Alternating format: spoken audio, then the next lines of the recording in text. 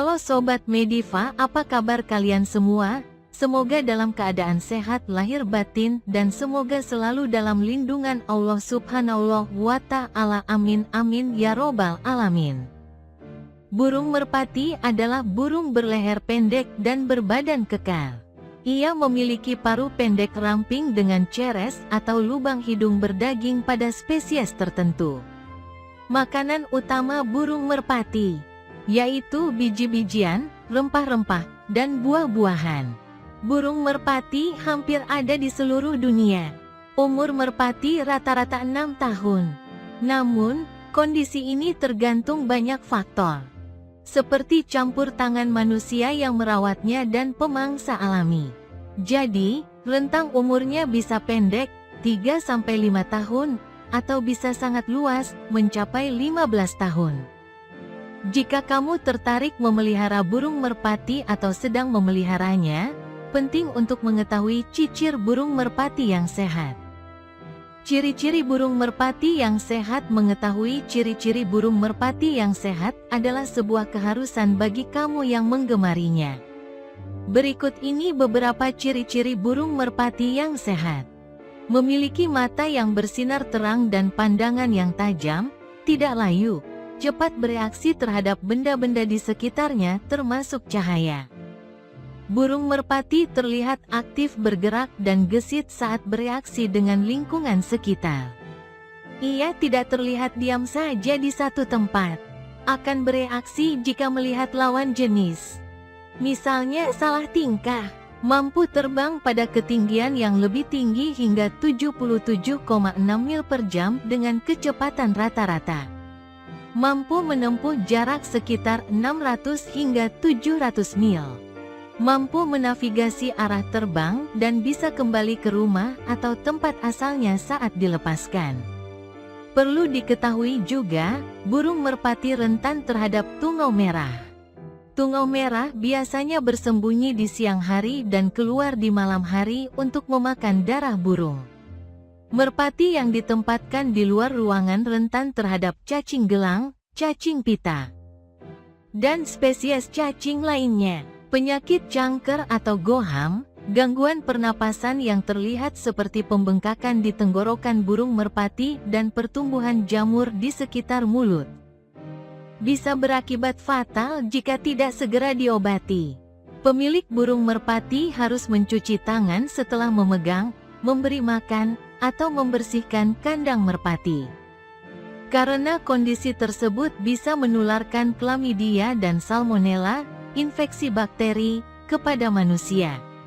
Secara keseluruhan, burung merpati pada umumnya adalah burung yang sehat. Ketahui jenis-jenis burung merpati. Burung merpati dibedakan dalam beberapa jenis, di antaranya 1. Merpati domestik. Berbagai jenis burung merpati dikembangbiakkan untuk tujuan olahraga, hobi, dan makanan. Sedangkan burung merpati domestik tumbuh di alam liar secara alami ataupun diternakan. Burung merpati domestik dibedakan lagi menjadi beberapa jenis, yaitu merpati tinggian, merpati balap, dan king pigeon. Burung merpati domestik tidak bisa merawat diri mereka sendiri seperti merpati liar. Burung merpati domestik adalah jenis yang paling sering diselamatkan dan dipelihara. 2. Merpati liar. Di pinggiran perkotaan atau perkotaan, mayoritas burung merpati yang kamu temui adalah burung merpati liar. Mereka biasanya bersarang di wilayah tertentu, seperti di sebuah bangunan, jembatan, pedesaan, atau daerah pegunungan alami. Burung merpati liar mencari makanan di tempat-tempat umum. 3. Merpati ekor pita. Burung merpati ini memiliki ekor memanjang seperti pita dan berwarna abu-abu. Burung merpati ekor pita memiliki paruh dan kaki kuning cerah. Namun, merpati jenis ini tidak memiliki variasi warna. Burung merpati ekor pita senang menghabiskan waktu di hutan. Beberapa tahun yang lalu, Jim Jenner bikin video lomba merpati pos dengan syuting menggunakan helikopter. Hasil syuting tersebut diberi judul Marathon in the Sky. Beberapa fakta terungkap dari syutingnya Mas Jenner. 1. Merpati Post cenderung terbang berkelompok dalam vlog dengan kecepatan yang sama. Akan tetapi untuk dapat terbang dengan kecepatan sama, tercatat jumlah strokes, kepakan sayap, yang dibutuhkan oleh setiap burung berbeda-beda. Dalam syuting slow motion, ada burung yang membutuhkan kepakan dalam kurang lebih 1 detik sebanyak 7 strokes. Ada yang 8, ada yang 9, dan yang 10 strokes. Burung yang membutuhkan strokes lebih banyak untuk terbang dengan kecepatan yang sama akan membutuhkan energi lebih besar daripada yang sedikit strokes. Apabila faktor energi kita anggap sebagai variabel konstan, semua burung mempunyai cadangan energi yang sama. Maka dengan sendirinya burung yang membutuhkan strokes lebih banyak energinya akan lebih cepat habis dan dengan sendirinya akan mengalami perlambatan, tertinggal. Pertanyaannya, apa yang menyebabkan perbedaan strokes antara burung yang satu dan yang lain sementara kecepatan yang dihasilkan sama? Menurut Wim Peter, ini disebabkan oleh perbedaan struktur sayap. Struktur sayap yang efisien membutuhkan lebih sedikit kepakan dari sayap yang tidak efisien.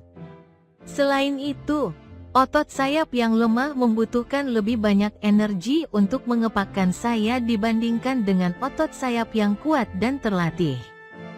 Yang juga perlu dicatat bahwa struktur sayap yang efisien berbeda-beda tergantung dari arah angin. Sayap yang efisien untuk angin dari depan atau headwind berbeda dengan angin dari belakang atau tailwind. 2. Semua merpati ternyata tidak terbang dengan kecepatan penuh, tetapi ia akan terbang dengan kecepatan yang disebut dengan Comfortable Flight Velocity, CFV, atau kecepatan terbang yang nyaman. Burung akan terbang dengan kecepatan maksimal hanya dalam kondisi menyelamatkan diri dari ancaman, misalnya waktu diserang alap-alap. CFV antara burung yang satu dan burung yang lain tidak sama. Apabila faktor fungsional, fungsi organ tubuh bagian dalam, kita anggap sebagai variabel konstan.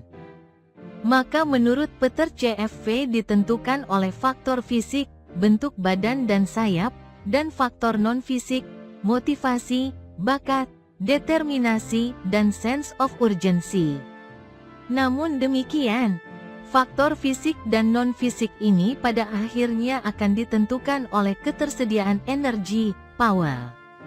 Jadi dalam kaitannya dengan power, kecepatan terbang akan berada pada level sustainable power. Apabila karena suatu sebab, diserang alap-alap atau tergesa-tergesa karena cuaca, burung terbang di atas CFV maka kebutuhan energi akan meningkat.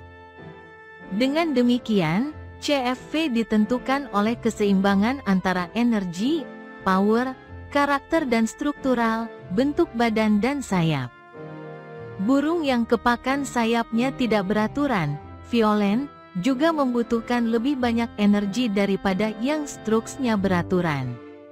Dalam mengkaji kecepatan terbang, pemahaman tentang energi ini sangat vital karena sebagus apapun struktur sayap dan badannya serta sehebat apapun motivasinya, apabila tidak didukung dengan energi yang dibutuhkan maka burung tidak akan performance secara maksimal. Dan seberapa besar energi yang dimiliki, tergantung dari manajemen pemeliharaan.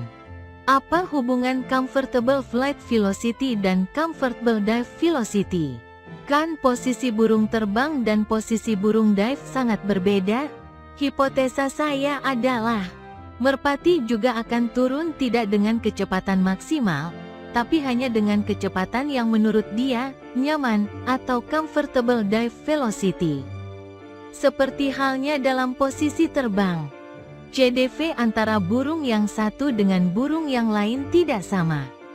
Apabila CFV ditentukan oleh energi, karakter dan struktural, maka CDV menurut saya ditentukan oleh karakter, struktural dan apa yang disebut dengan point of attack, sudut kemiringan waktu dive.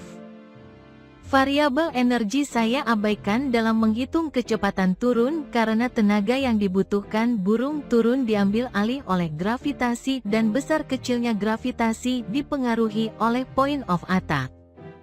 Ini tidak berarti energi tidak penting, tetapi dugaan saya gravitasi lebih dominan karena posisi burung turun cenderung diam. Energi akan sangat berperan apabila posisi burung waktu turun sambil mengepakkan sayapnya. Pertama, kita harus samakan persepsi dulu bahwa CFV dan CDV bukan berarti burung terbang atau turun santai. Tapi CFV dan CDV juga kecepatan maksimum. Terus terang saya sendiri kurang sreg dengan istilah comfortable yang kalau kita terjemahkan memang artinya nyaman, sehingga memberi kesan santai. Saya lebih cenderung menggunakan istilah optimum atau optimal. Pada saat merpati terbang datar, maka CFV ditentukan oleh fungsi energi, power, struktur, dan karakter. Di sini faktor energi, power, sebagai faktor determinan, penentu. Burung boleh punya motivasi dan sense of urgency yang tinggi dan struktur yang bagus. Tetapi kecepatannya akan ditentukan oleh ketersediaan energi pada masing burung. Burung akan mengatur kecepatannya sedemikian rupa sehingga dia bisa sampai di rumah tanpa kehabisan tenaga di tengah jalan. Ini yang disebut dengan CFV. Tetapi kalau ada faktor lain, misalnya dikejar alap-alap, burung harus terbang dengan kecepatan maksimum, maka tenaganya akan habis di tengah jalan. Burung yang tidak cerdas sehingga tidak tahu mencari jalur yang efisien tenaganya juga akan terkuras dan dengan sendirinya akan mengurangi CVE-nya. Demikian juga dengan burung yang struktur bodi dan sayapnya tidak efisien. CFV akan lebih rendah karena tenaganya lebih banyak terkuras. Dalam hubungannya dengan turun, dive, hipotesa saya, burung juga tidak turun dengan kecepatan maksimal, tetapi hanya pada tingkat kecepatan comfortable, CDV. Kalau dia dikejar alap-alap, pasti kecepatannya akan maksimal. CDV burung yang satu juga berbeda dengan burung yang lain. Buktinya kecepatan turun burung berbeda-berbeda. Yang perlu kita jawab adalah faktor apa yang menyebabkan CDV berbeda. Hipotesa kita adalah 1. Penggunaan power burung yang terbang mendatar dengan yang turun menurut saya berbeda. Karena ada variabel gravitasi. Pertanyaannya adalah bagaimana mendapatkan gravitasi yang maksimal? Menurut saya ini berkaitan dengan point of attack, sudut kemiringan. Arah angin dan akselerasi nanti kita bahas lebih detail satu persatu. 2. Kalau dalam merpati terbang mendatar power menjadi variabel determinan, maka dalam dive. Faktor determinannya adalah mental, pemberani, penakut. Kalau kita perhatikan ada burung yang sampai bawah tidak ngeram dan mengerti akan mulai ngerem hanya beberapa sentimeter dari permukaan tanah. Tapi ada juga burung yang mulai membuka saya, ngeram, dari ketinggian tertentu, masih relatif tinggi sudah ngerem. Pada saat burung meluncur akibat gravitasi. Burung yang penakut justru akan mengurangi kecepatannya dengan membuka sedikit sayapnya atau ekornya. Seperti juga manusia, terjun dari ketinggian tertentu akan menimbulkan rasa takut terjerembab. Di sini mental burung sangat menentukan. Sangat mungkin burung yang punya motivasi dan sense of urgency tinggi untuk cepat sampai karena giring nekat.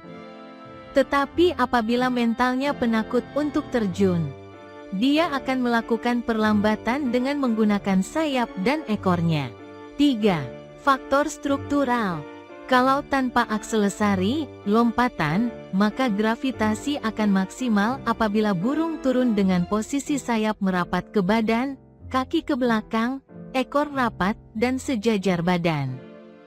Dan leher ditarik menempel ke badan.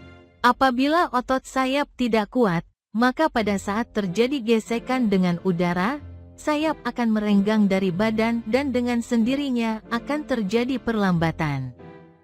Demikian juga halnya dengan ekor. Apabila tulang punggung sampai tulang ekor tidak kuat, maka bulu ekor tidak bisa menutup rapat karena tertiup, gesekan dengan angin. Selain itu, apabila ekor bergerak ke kiri dan ke kanan karena gesekan angin akan menyebabkan burung turun zigzag. Burung yang lehernya tidak kuat, apalagi terlalu panjang, juga akan menyebabkan titik gravitasi berubah-ubah karena kepala goyang waktu terjadi gesekan dengan udara. Akibatnya burung juga akan turun goyang. Bulu merpati yang nyutra dan licin akan mengurangi hambatan yang disebabkan oleh gesekan dengan udara. Yang saya tidak tahu, pada saat burung turun, apakah dia menahan nafas atau bernafas secara normal? Kalau dia harus menahan nafas, maka kalau nafasnya pendek, maka dengan sendirinya dapat menyebabkan burung cepat untuk menarik nafas. Semoga bermanfaat dan salam merpati lovers.